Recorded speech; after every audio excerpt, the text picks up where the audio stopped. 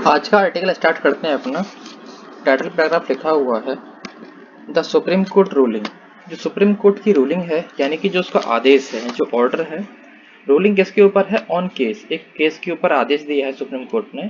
Case किस चीज का? सेडिशन का। सेडिशन मतलब होता है राजद्रोह यानी विद्रोह, ठीक है ना। तो ये केस है, इसके ऊपर सुप्रीम कोर्ट ने एक आदेश दिया है। अब ये आदेश क्या करेगा? गिव होप, ये एक होप देगा, ये एक आशा देगा। आशा किस चीज़ की? द लॉ विल बी री एग्जामाइन, कि जो लॉ है यानी कि जो कानून है उसको फिर से री माने कि फिर से एग्जामाइन माने एग्जामाइन का मतलब है कि जांचा जाएगा, देखा जाएगा, ठीक है ना। तो एक केस है जिसके ऊपर सुप्रीम कोर्ट ने अपना आदेश दिया है, ऑर्डर दिया है, और उस ऑर्डर के बाद ऐसा देखने में आता है कि एक जो कानून है, किसी कानून के ऊपर ही इन्होंने आदेश दिया है कि अब उस कानून को फिर से देखा जाए, जांचा जाए कि क्या वो कानून जो है वो सही है या गलत है। ठीक, आगे बढ़ते हैं। आगे लिखा हुआ है it has been long recognised, ये काफ़ी लंबे समय से ऐसा रिकॉग्नाइज किया जा चुका है यानी पहचाना जा चुका है। डेट वो ये है कि student criticism, it is student का मतलब होता है बहुत कड़ा यानी कि हार्श, स्ट्रॉन्ग, ठीक है ना। और क्रिटिसिज्म माने कि आलोचना। तो कैसी आलोचना? काफ़ी कड़ी आलोचना। तो काफ़ी लंबे समय से इस चीज़ को पहचाना जा चुका है कि कड़ी आलोचना, अगर हम सरकार की कड़ी आलोचना होती है, किसकी आलोचना? सरकार की, of government, will not amount, वो क्या नहीं होगी? अमाउंट टू नहीं होगी। अमाउंट टू का मतलब होता है किसी चीज़ के बराबर होना, ठीक है ना। अगर हम सरकार की आलोचना करते हैं तो वो नॉट अमाउंट टू होगी यानी कि बराबर नहीं होगी किसके? एक अटेम्प्ट के, एक कोशिश के। किस कोशिश के? वो कोशिश टू एक्साइट करने की यानी कि भड़काने की। डिसअफेक्शन को, डिसअफेक्शन का मतलब होता है लगाव ना होना, यानी कि आप कह सकते हो, आप नफरत भी कह सकते हो उस चीज़ को, ठीक है ना। डिसअफेक्शन की। और डिसलॉयल्टी की, डिसलॉयल्टी आप कह सकते हो यानी कि गैर ईमानदारी, ठीक है ना। और किसकी तरफ? टूवर्ड गवर्नमेंट की तरफ। यानी कि काफ़ी लंबे समय से देखा जा चुका है कि अगर हम सरकार की आलोचना करते हैं तो उसको इस चीज़ के बराबर नहीं माना जाएगा कि क्या कर रहे हैं हम? भड़का रहे हैं डिसअफेक्शन को यानी कि, ठीक है ना, लगाम को। आ, और किसको? अपना गैर ईमानदारी को, किसकी तरफ? सरकार की तरफ।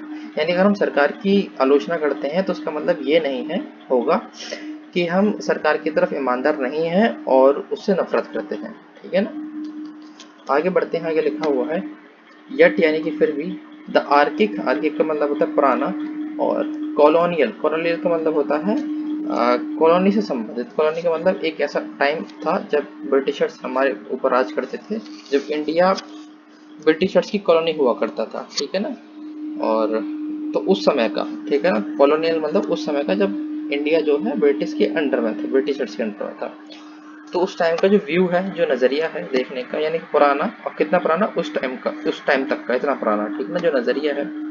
और डेट एंड इनटेम्परेट अटैक, और क्या है? ये इनटेम्परेट अटैक है, ठीक है ना। ये जो नज़रिया है, और क्या है? इनटेम्परेट अटैक। इनटेम्परेट का मतलब होता है आप कह सकते हो बेलगाम, बहुत ज़्यादा एक्सेसिव अमाउंट में अगर हम अटैक करें, ठीक है ना, हमला। और किस पर? On an incumbent ruler. Incumbent ruler का मतलब होता है एक ऐसा शासक जो सत्ता में बैठा हो, ठीक है, सत्ताधारी शासक, ठीक है ना। और सत्ताधारी शासक का मतलब है, आप समझ सकते हो, रूलर आज के टाइम पे कौन है हमारे रूलर?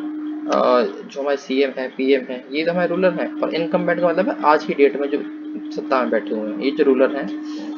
अब ये क्या होगा? शुड बी मीट, उनको मिलना होगा, यानी कि जो नज़रिया है वो ये है कि जो इनटेम्परेट अटैक होगा यानी कि बेलगाम जो अटैक होगा, जो आक्रमण होगा रूलर पर, ठीक है ना। तो क्या होगा? वो जो आक्रमण करेगा उस बंदे को क्या होगा?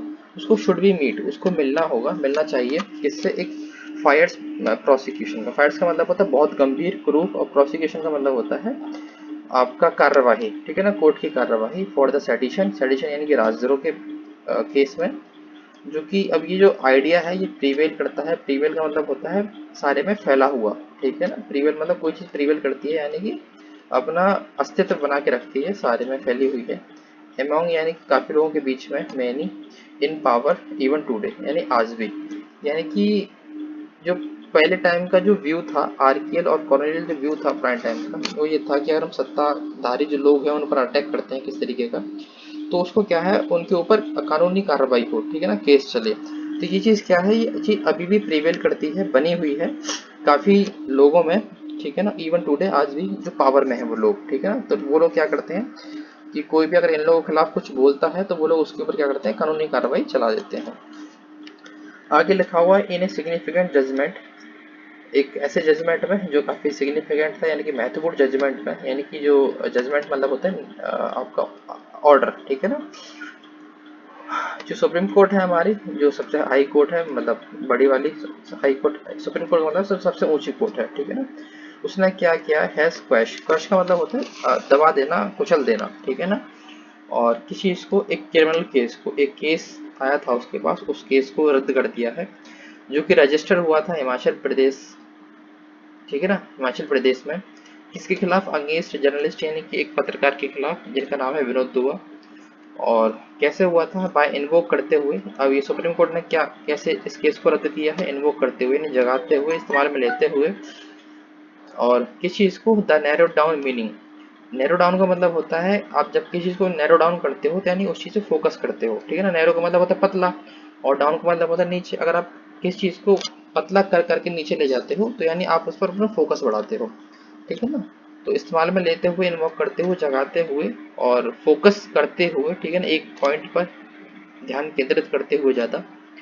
और वो ये है कि मीनिंग क्या है, यानी कि मतलब किस चीज़ का, of what constitutes of an offence under section 24A of the IPC Indian penal code.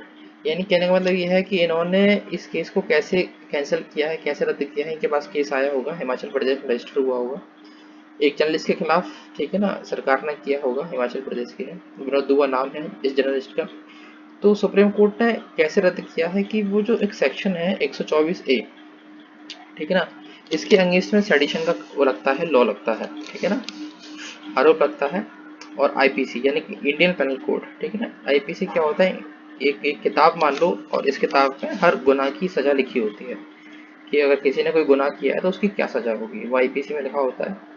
और इस चीज़ को नैरो डाउन का मतलब है कि ये जो इस सेक्शन में लिखा हुआ है 124A में, इसको एकदम फोकस करते हुए, ऐसा नहीं है कि आदमी कुछ चीज़ ऊपर ऊपर से देख लेता तो पता लग जाता कि यहाँ 124A में यहाँ पे ये गुनाह है और ये सजा है। तो इन्होंने क्या है कि इस एक्ट को काफ़ी गौर से, ठीक है ना, एकदम फोकस तरीके से देखा है, और ये पता लगाया है कि इनके ऊपर जो चार्जेस लगे हुए हैं ये बेबुनियादी है, ठीक है ना। इसलिए उनका केस क्या कर दिया, उन्होंने क्रैश कर दिया, रद्द कर दिया। आगे लिखा हुआ है द प्रोविजन, यानी कि जो रूल है, जो नियम है, किसके लिए, सेडिशन के लिए, सेडिशन यानी कि राजविद्रोह के लिए, ठीक है ना। क्या है, सेट आउट किया था इसको, इस प्रोविजन को, इस नियम को सेट आउट किया था। सेट आउट का मतलब है शो करना, दिखाना, ठीक है ना। कहाँ पर, इन केदारनाथ सिंह 1962, एक केस है केदारनाथ सिंह के नाम से 1962 में, तब इसके प्रोविजन को, इसके नियम को लेकर हम आए थे, ठीक। आगे लिखा हुआ है, आगे लिखते हैं एवरी जर्नलिस्ट, जो प्रत्येक जर्नलिस्ट है यानी कि जो पत्रकार है, the court has ruled, court ने ऐसा रूल किया है, आदेश दिया है कि जो प्रत्येक जर्नलिस्ट है, जो पत्रकार है, वो क्या है, वो एंटाइटल है, यानी कि उसे अधिकार है टू प्रोटेक्शन, अधिकार किस चीज़ का, प्रोटेक्शन का, यानी कि बचाव का, ऑफ जजमेंट, यानी कि जो कोर्ट ने जजमेंट दी है उस चीज़ से, ठीक है ना। अब हर पत्रकार को बचाव का अधिकार है, विच सेड, जो कि ये कहता है, जो जजमेंट है वो ये कहता है कि अगर कोई कमेंट है, ठीक है ना, हाउ एवर, यानी कि वो कैसा है, स्ट्रांगली वर्डेड, काफ़ी जो शब्द हैं तुम्हारे, काफ़ी स्ट्रांगली कहे गए हैं शब्द जो तुम्हारे हैं, ठीक है ना, काफ़ी हर्ष शब्द तुमने कहे हैं सरकार को, वो है। या एक्सप्रेस करते हैं, यानी कि शो करते हैं, दिशा दर्शाते हैं, डिसएब्रोगेशन को, डिसएब्रोगेशन का मतलब होता है नापसंदगी को, ठीक है ना, दर्शाते हैं नापसंदगी को, ऑफ एक्शंस को ऑफ द गवर्नमेंट, यानी कि अगर आपके ऐसे शब्द हैं जो इस चीज़ को दर्शाते हैं कि सरकार के किसी काम की आप नापसंद कर रहे हैं, आप किसी काम को, ठीक है ना, अगर ऐसा चीज़ है, ऐसे कमेंट है, आपको दर्शाते हैं, ठीक है ना। विदाउट एक्साइटिंग, और ये जो शब्द हैं आपके क्या कर रहे हैं, विदाउट यानी कि बिना एक्साइट करते हुए, यानी भड़काते हुए, दोज फीलिंग्स यानी कि उन फीलिंग्स को जो कि जनरेट करें, जो कि बनाएं, द इनक्लिनेशन को, एक इनक्लिनेशन का मतलब होता है, आप समझ सकते हो, आप एक तरीके का रुझान, ठीक है ना, झुकाव। तो एक झुकाव को जो क्या करे, कॉज करे, कारण बने पब्लिक के डिसऑर्डर का, बाय एक्ट ऑफ वायलेंस, और कैसे, एक्ट ऑफ वायलेंस का मतलब है अब हिंसा के रूप में, यानी कि आप अपनी कोई बात करो, ठीक है ना, और उस बात में इस चीज़ को शो करो कि सरकार का जो काम है आप उसको नापसंद करते हो, लेकिन आपके काम से क्या होना चाहिए, विदाउट एक्साइट, यानी कि जो लोग हैं लोगों को फीलिंग्स को भड़काया ना जाए, ठीक है ना, लोग आपके शब्दों से ना भड़कें, और क्या ना हो, जनरेट ना हो इनक्लेशन कॉज पर डिसऑर्डर, यानी कि आपकी बात से क्या करे जो पब्लिक के अंदर डिसऑर्डर पैदा ना हो, ठीक है ना, यानी आपने कोई बात कह दी और फिर आपकी बात को फॉलो करते हुए सुनते हुए जो पब्लिक है वो सरकार के खिलाफ मोर्चे करने लग रही है, हिंसक हो गई है, ठीक है ना, अगर ऐसा नहीं करते हो आप, ठीक है ना, आपके शब्द इतने पोलाइट, इतने स्टूडेंट नहीं है, हार्श नहीं है, ठीक है, थोड़े पोलाइट हैं, तो क्या होगा, विल नॉट बी पेनल, तो ये चीज़ पेनल नहीं होगी, यानी कि ये चीज़ दंडात्मक नहीं होगी, सजा के रूप में नहीं होगी, यानी कि आप कोई बात करो और आपकी बात से क्या होता है, अगर कोई चीज़ पब्लिक डिसऑर्डर नहीं होता है, हिंसा नहीं होती है, तो उस चीज़ से फिर कोई है कि आपको सजा नहीं होगी, ठीक है ना, ये है। आगे लिखा हुआ है जो कानून है सेडिशन के ऊपर वो आया है एक लॉन्ग वे, यानी कि काफ़ी दूर तक चलता हुआ आया है, यानी कि वो कानून पहले से बना हुआ है काफ़ी लंबे समय से और काफ़ी दूर तक आया है। फ्रॉम द फॉर्मुलेशन, कब से, जहाँ से वो बना हुआ है, फॉर्मुलेट का मतलब होता है बनना, ठीक है ना, फॉर्मुलेशन जब से वो बना है, और ब्रिटिश एरा कब बना है, ये ब्रिटिश एरा के टाइम पे बना है, और बनाया किसने है, ये जज कॉम्बर पैथरम और आर्थर स्ट्रैशिक, ठीक है ना, इन दोनों ने इस कानून को बनाया था, और वो ये है कि जो फीलिंग ऑफ डिसअफेक्शन है, यानी कि जो डिसअफेक्शन का मतलब है आप अलगाव, अलगाव में नफरत कह सकते हो, कि नफरत की जो फीलिंग है किसकी तरफ, सरकार के लिए, ठीक है ना, वो कैनॉट करती है, कैनॉट का मतलब होता है शो करती है, दर्शाती है, एब्सेंस ऑफ अफेक्शन, फिर वही बात हो गई, एब्सेंस ऑफ अफेक्शन हो गया, फीलिंग ऑफ डिसअफेक्शन हो गया, एक ही बात होती है, यानी एब्सेंस का मतलब है ना मौजूदगी और अफेक्शन का मतलब होता है लगाव, ठीक है ना, अगर लगाव नहीं है, या फिर हेट्रेड है यानी कि नफरत है, एनिमिटी है दुश्मनी है, डिसलाइक है नापसंदगी है, हॉस्टिलिटी है यानी कि विरोधाभास है, यानी कि विरोध है, ठीक है ना, तो ये जो सारी चीज़ें हैं, और क्या है, and every form of ill will, और किसी प्रकार की क्या है, इल विल है बुरी, इल माने होता है बुरा, और विल मीन्स होती है आपकी इच्छा, ठीक है ना, और टूवर्ड्स गवर्नमेंट और सरकार के लिए, ठीक है ना, तो ये जो सारी चीज़ें हैं, तो इनके ऊपर एक कानून था। और to the more rational reading, अगर हम और ज़्यादा, रेशनल का मतलब होता है तार्किक रूप से, ठीक है, तार्किक का मतलब रेशनल लॉजिकल, अगर हम बात करें, रीडिंग बात करें, तो वो ये है कि डैट कि ओनली ए परनीशियस टेंडेंसी, कि सिर्फ एक परनीशियस, परनीशियस का मतलब होता है हानिकारक, और टेंडेंसी का मतलब होता है प्रवृत्ति, कि सिर्फ एक कोई अगर हानिकारक प्रवृत्ति है, यानी कि आपको काम करने से कुछ हानिकारक हो रहा है, हानि हो रही है, टू क्रिएट पब्लिक डिसऑर्डर, यानी कि किस, और वो हानिकारक किस लिए बनाने के लिए, क्रिएट करने के लिए, पब्लिक यानी जनता के बीच में डिसऑर्डर को, यानी कि अनियमितता, ठीक है ना, डिसऑर्डर, ठीक है, ऑर्डर अव्यवस्था को बनाती है, ठीक है ना, तो क्या होगा, वुड बी एन ऑफेंस, तो उसी को ऑफेंस माना जाएगा, उसी को अपराध माना जाएगा, ठीक है ना। और देखो पूरा पूरा पढ़ लेते हैं। द लॉ माने कानून होता है, सेडिशन यानी कि कौन सा कानून है, यानी कि राजविद्रोह का, हैज़ कम आया है एक लॉन्ग वे, काफ़ी दूर, ठीक है ना, फ्रॉम यानी कहाँ से, फॉर्मुलेशन से, जब से बना है, कब से बना है, ब्रिटिश एरा से बना है, और इन दो जजों ने बनाया है जिसका पैथरम नाम है और आर्थर नाम है।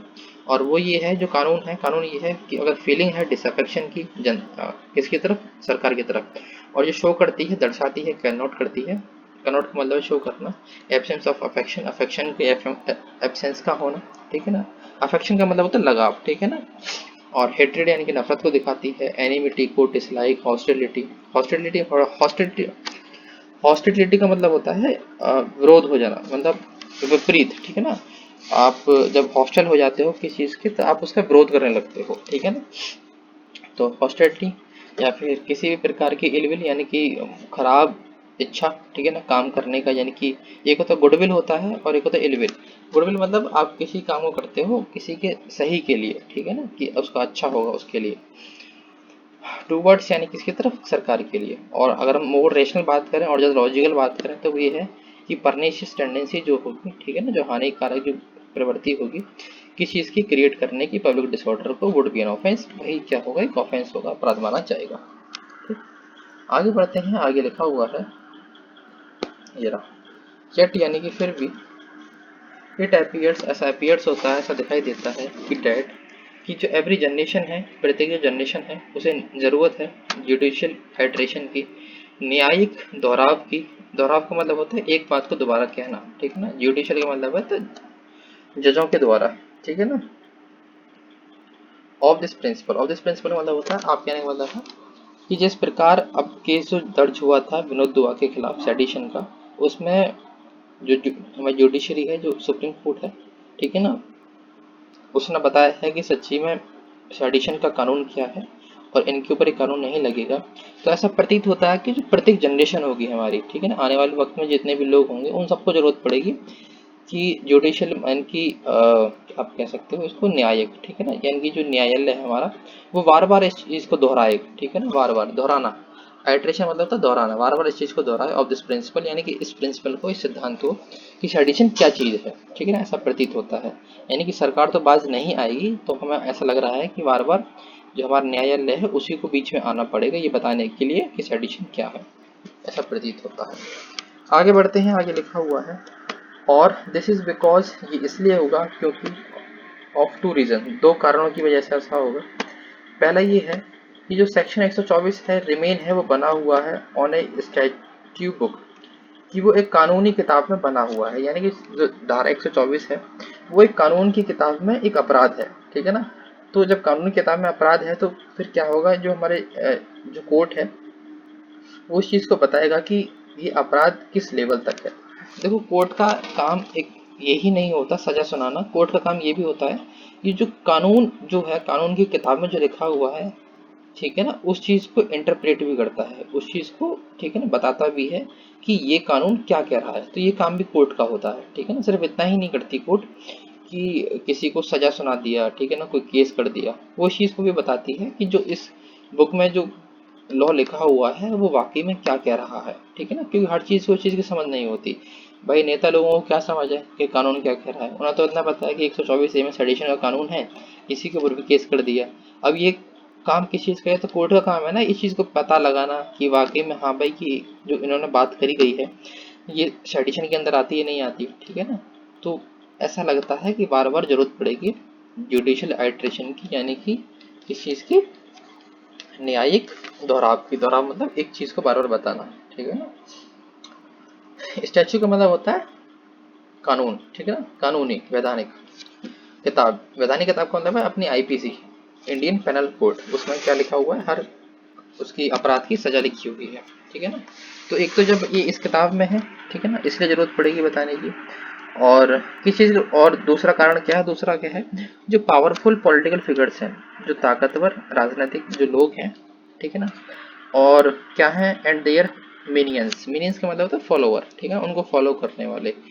तो फॉलो करने वाले क्या आप समझ सकते हो कि जो राजनेता होते हैं, ठीक है ना, तो उनके कुछ मानने वाले फॉलोअर्स भी होते हैं जो उनके साथ चलते हैं, ठीक है ना। और ठीक है ना, तो वो जो लोग हैं वो क्या करते हैं, अनेबल हैं, अयोग्य हैं किसी चीज़ के लेने के लिए क्रिटिसिज्म को, यानी कि जो आलोचना है उन चीज़ को, इन their STRIDE.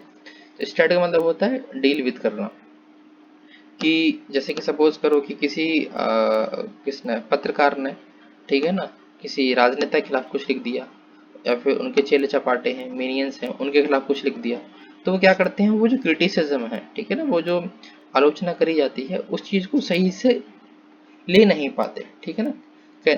Enable to take criticism in their stride, stride का मतलब होता है डील विद करना, तो उसे सही से डील विद नहीं कर पाते हो, तो उस चीज़ को अपने ईगो के ऊपर ले लेते हैं, ठीक है ना। ऐसा नहीं है कि अगर किसी ने क्रिटिसाइज किया तो उससे कुछ सीखें, ठीक है ना, तो सीखते वीखते कुछ नहीं है, उस चीज़ को अपने ईगो पर ले लेते हैं, फिर केस कर देते हैं उल्टा। तो ये अपना सब कुछ आज का अपना केस था, मतलब आर्टिकल था। आई होप आपको समझ में आया होगा। और अगर इसकी समरी की बात करें तो समरी यही है कि एक केस है, सॉरी केस नहीं, एक लॉ है सेक्शन 124A आईपीसी का, जिसमें सेडिशन का लॉ होता है। और ये है कि अगर कोई भी व्यक्ति सरकार के खिलाफ कुछ लिखता है, बोलता है, तो सरकार उसके ऊपर ये वाला केस लगा देती है। और उस केस में फिर सुप्रीम कोर्ट बीच में आती है बताने के लिए कि हाँ भाई इसके जो कानून है इसका सही अर्थ क्या है, और आपने जो ये केस लगाया है इस व्यक्ति के ऊपर ये सही है या गलत है, ठीक। तो ये हमारे आज की पूरी ओवरऑल समरी है, आई होप आपको समझ में आया होगा। तो फिर फिलहाल आज के लिए इतना ही, चलते हैं, धन्यवाद।